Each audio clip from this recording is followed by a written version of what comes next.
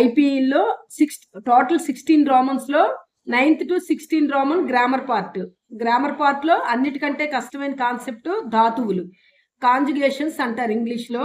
మనకి ధాతువుల నుంచి 6 మార్క్స్.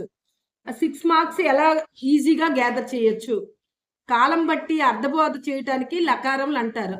సంస్కృతంలో చాలా లకారాలు ఉన్నాయి. మనకి ఇంటర్ ఫస్ట్ ఇయర్లో 5 లకారాలు నేర్చుకుంటే సరిపోతుంది. అవి లట్టు, లుట్టు, లడ్డు, లోటు, విధిలిడ్. అంటే లట్ అంటే వర్తమాన కాలం, ప్రెజెంట్ టెన్స్, భవతి అని వస్తుంది. అలాగే లుట్ అంటే భవిష్యత్ కాలం, ఫ్యూచర్ టెన్స్, భవిష్యతి అని వస్తుంది. లడ్ భూతకాలం, పాస్ట్ టెన్స్, అభవత్. లోటు ప్రార్థన, ఇంపేరటివ్ మూడ్, భవతు, భవతాత్. విధిలిడ్ విధి, పొటెన్షియల్ మూడ్, భవేత్ అని వస్తుంది. కానీ చెప్పడం ఈజీయే. మీరు మళ్ళీ ఒక పదం ఇస్తే క్రియారూపాలు రాయడం చాలా కష్టంగా ఉంటుంది, ఎప్పటికప్పుడు కొత్తగా ఉంటుంది. ఈజీగా ఎలా గుర్తుపెట్టుకోవాలో ఈరోజు చెప్తాను నేను. అయితే ఇక్కడ 3 పురుషాలు ఉన్నాయి సంస్కృతంలో: ప్రథమ పురుష, మధ్యం పురుష, ఉత్తమ పురుష. సంస్కృతంలో ప్రథమ పురుష అంటే సహ, అంటే అతడు, మన ఎదురుగా ఉన్నవాళ్ళు. మధ్యం పురుష అంటే త్వం, నీవు అని. ఉత్తమ పురుష అంటే అహం, నేను. తెలుగులో అయితే తానుత్తమ, ఎదుటి మధ్యమ, ఎక్కడో ప్రథమ అని కూడా గుర్తుపెట్టుకుంటారు. అలాగే తో అంటే వారిద్దరు, యువాం అంటే మీరిద్దరు, అవాం అంటే మేమిద్దరం.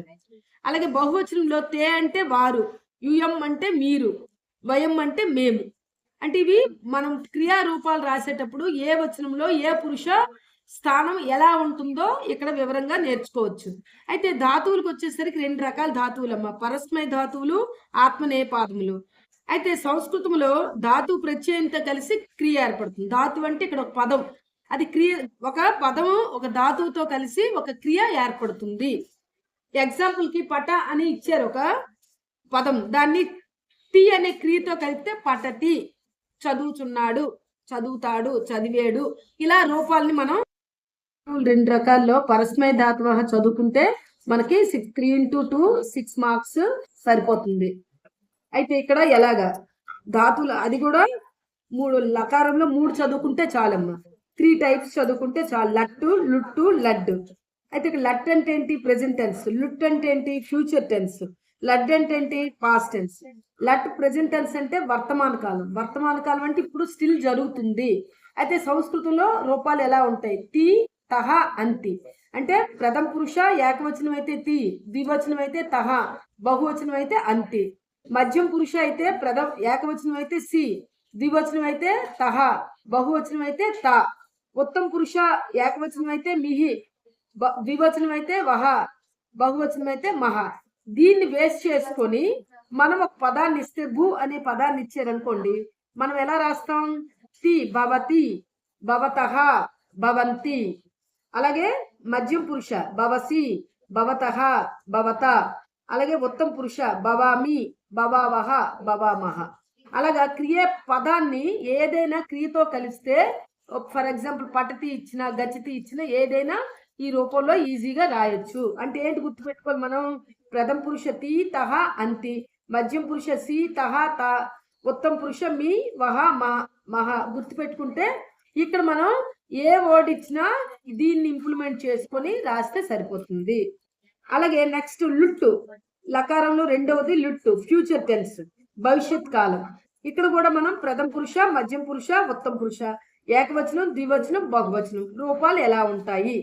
శతి, శతః, శంతి. ప్రథమ పురుషులు ఎలా ఉంటది? శతి, శతః, శంతి. మధ్యం పురుషులో శశి, శతః, శత. ఉత్తమ పురుషులో శమి, శవాహ, శామహ. ఇక్కడ మనం ఒక పదాన్ని తీసుకుంటే, భవతి తీసుకుంటే భవిష్యతి, భవిష్యతః, భవిష్యంతి. అలాగే మధ్యం పురుష భవిష్యసి, భవిష్యతః, భవిష్యత. ఉత్తమ పురుష భవిష్యామి, భవిష్యావహ, భవిష్యామహ. ఇలాగ 3 రూపాలు. ఇక్కడ మనం ఏ పదాన్ని తీసుకున్న, పటతి, గచ్చతి, లిఖతి, ఏదైనా కూడా ఈజీగా మనం శతి, శతః, శంతి, శతి, శశి, శతః, శత, శామి, శవః, శమః. ఇది గుర్తు పెట్టుకుంటే లుట్లో ఏకవచనం, ద్వివచనం, బహువచనం, ప్రథమ పురుష, మధ్యం పురుష, ఉత్తమ పురుష రూపాలు ఎలా ఉంటాయో ఈజీగా రాయొచ్చు. అలాగే థర్డ్ వన్ లడ్ అంటే పాస్ట్ టెన్స్.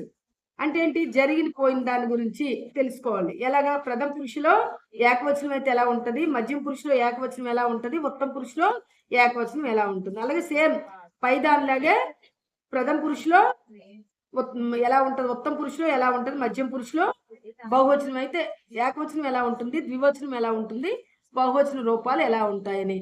అయితే ఇక్కడ భవతి తీసుకుంటే మనం పాస్ట్ టెన్స్ లో భవతి వచ్చేసరికి క్రియారూపం ఎలా ఉంటుంది, అభవత్, అభవతాం, అభవన్. మళ్ళీ చూడండి, ప్రథమ పురుషులో అభవత్, అభవతాం, అభవన్. మధ్యమ పురుషులో అభవహ, అభవతం, అభవత. ఉత్తమ పురుషులో అభవం, అభవావ, అభవామ. అంటే ప్రథమ మధ్యమ పురుష ఉత్తమ పురుషులో క్రియారూపాలు, భవతి అనే క్రియారూపాలు పాస్ట్ టెన్స్ లో ఎలా ఉంటాయి అనేది మనం ఈజీగా ఈరోజు నేర్చుకున్నాం. లట్టు, లుట్టు, లడ్డు 3 నేర్చుకుంటే చాలు. 3 2 6 మార్క్స్ మీరు ఈజీగా